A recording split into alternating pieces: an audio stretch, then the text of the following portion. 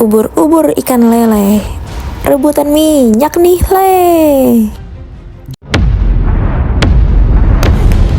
Perang Iran versus Irak atau Perang Teluk 1. Sebelum masuk ke latar belakangnya, pasti kalian bertanya-tanya kan, kenapa perang ini disebut Perang Teluk? Perang ini disebut Perang Teluk karena perang ini berlokasi di Teluk Persia. Latar belakang Perang Teluk 1. Yang pertama, adanya keinginan Irak dan Iran untuk menjadi penguasa Teluk atau menjadi pemimpin dari bangsa-bangsa Arab. Yang kedua, Irak dan Iran ingin menguasai Shatt al-Arab, yaitu jalur perairan strategis.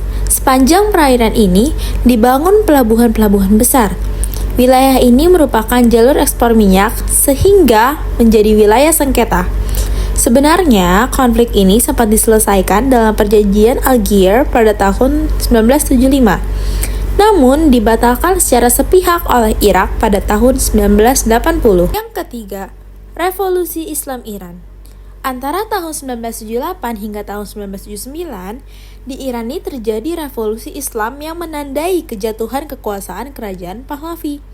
Pada saat itu, Ayatollah Ruhollah Khomeini berhasil mengubah Iran menjadi negara Islam bermazhab Syiah. Sementara, Saddam Hussein yang merupakan seorang muslim aliran Sunni yang khawatir revolusi Islam di Iran akan menyebar ke negara-negara Arab lainnya. Pada jalannya perang, selang 5 bulan kemudian, tepatnya pada 4 September 1980, Iran tiba-tiba saja melancarkan serangan ke beberapa wilayah Irak, seperti desa Kanakin, Muzayyirah, Surbatiyah, Kata Mandali, dan Mustafa, dan instalasi minyak Nefkaneh. Akibat dari serangan ini, puluhan rakyat Irak menjadi korban. Irak pun tidak tinggal diam. Tidak sampai sebulan, tepatnya pada tanggal 22 September 1980, Irak mulai serangan balasan. Irak memulai menghancurkan pusat-pusat persenjataan berat dan juga pelabuhan udara Mahrabat Teheran, Iran. Irak berhasil menduduki pulau Tum Besar dan Tum Kecil, wilayah sengketa kedua negara yang sudah dikuasai oleh Iran selama ratusan tahun. Serangan ini kemudian dianggap sebagai kemenangan Irak. Akan tetapi, Iran tidak tinggal diam. Iran kembali melakukan serangan balasan ke wilayah Basra dan Wasit. Perang ini terus berlanjut. Aksi saling balas serang pun tidak bisa dihindari. Hingga akhirnya pada bulan April 1983, Irak menghancurkan sumur minyak di Norwuz yang membawa dampak besar bahkan ke negara-negara tetangganya. Dampaknya sangat buruk sekali. Sumber daya air di sekitar wilayah Teluk tercemar oleh minyak. Hal ini membuat harga air minum di wilayah ini sangat mahal. Bahkan, harga 1 liter pada air saat itu hampir 5 kali lebih dari harga standar minyak mentah di OPEC. Beberapa negara yang terkena dampaknya adalah Qatar, Kuwait, dan Bahrain. Perang ini terus berlanjut hingga tahun ke-8. Nah, dampak dari Perang Teluk pertama tuh apa aja sih? Nah, sini saya jelaskan. Yang pertama, kerugian finansial. Negara-negara yang terlibat mengalami kerugian finansial yang besar.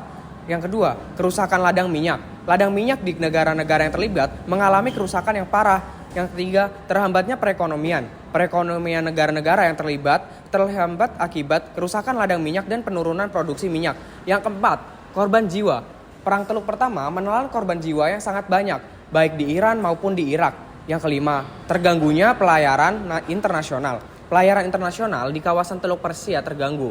Lalu, fluktuasi harga minyak di dunia. Harga minyak di dunia mengalami fluktuasi akibat perang ini. Selanjutnya ada krisis politik dan sosial.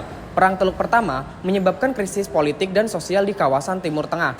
Lalu, tercemarnya sumber daya air. Sumber daya air ini di sekitar wilayah Teluk tercemar oleh minyak.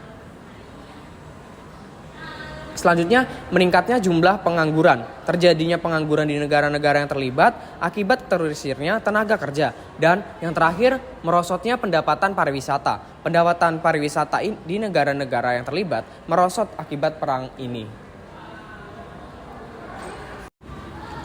Latar belakang Perang Teluk II.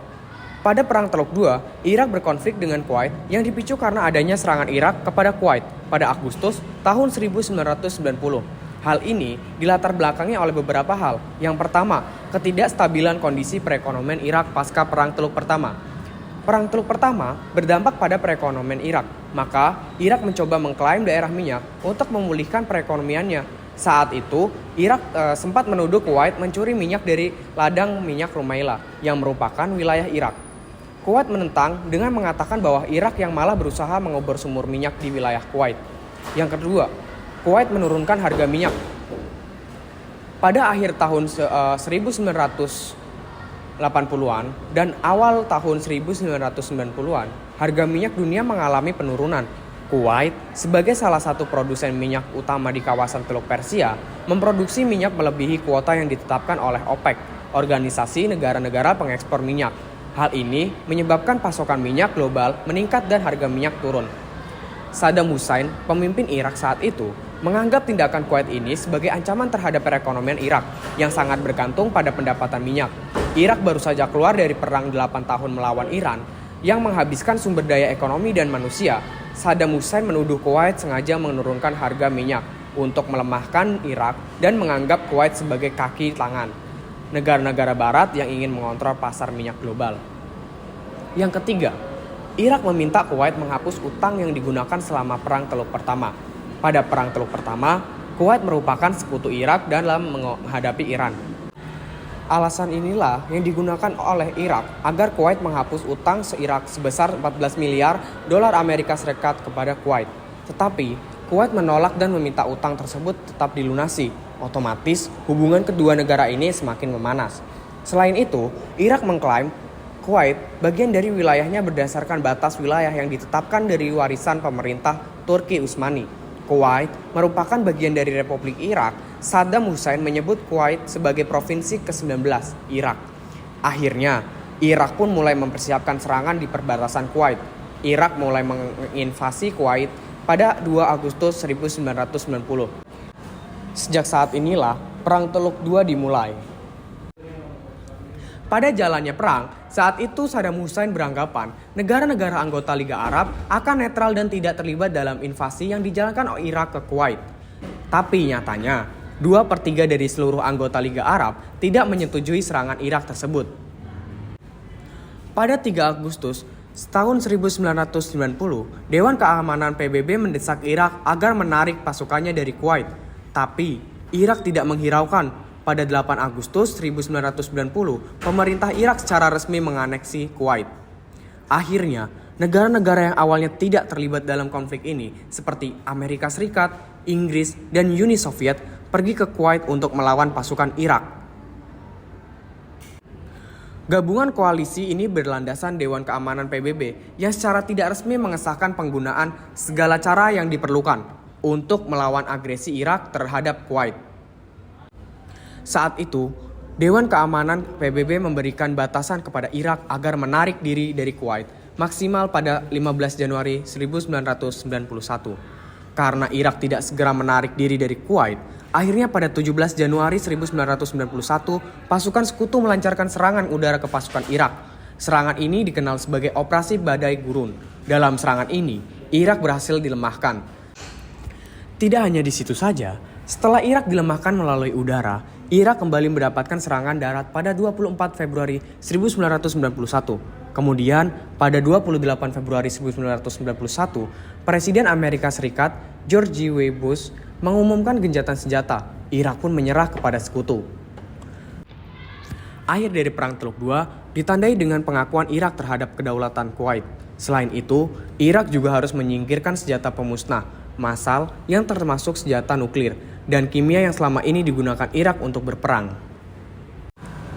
Dampak dari Perang Teluk Kedua. Dampak ini membawa dampak negatif. Kenapa? Yang pertama, Irak dikucilkan di seluruh sektor kehidupan internasional. Yang kedua, adanya upaya penggulingan pemerintah Saddam Hussein oleh organisasi. Yang ketiga, tersedatnya ekonomi Kuwait karena kehancuran tambang minyak. Dan yang terakhir, memanasnya iklim politik di kawasan Timur Tengah seperti Palestina dan Mesir.